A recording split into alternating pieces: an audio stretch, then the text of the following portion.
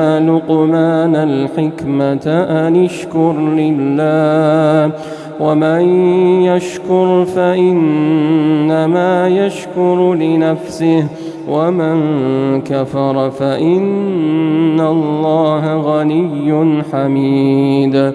وإذ قال لقمان لابنه وهو يعظه يا بني لا تشرك بالله إن الشرك لظلم عظيم.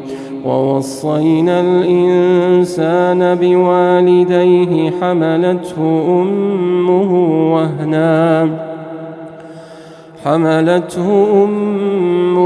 وهنا على وهن وفصاله في عامين أن اشكر لي ولوالديك إلي المصير. وإن جاهداك على أن تشرك بي ما ليس لك به علم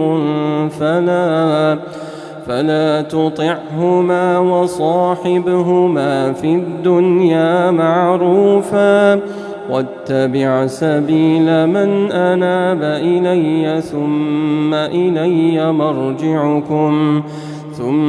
إلي مرجعكم فأنبئكم بما كنتم تعملون. يا بني إنها إن تك مثقال حبة من خردل فتكن في صخرة أو في السماوات أو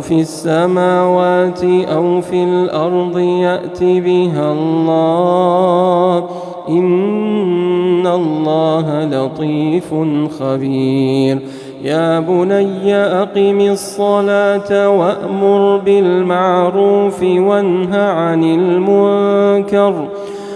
عن المنكر واصبر على ما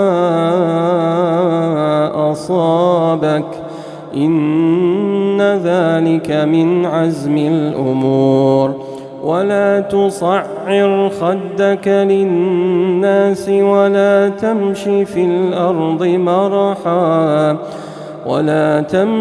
الأرض مرحا إن الله لا يحب كل مختال فخور.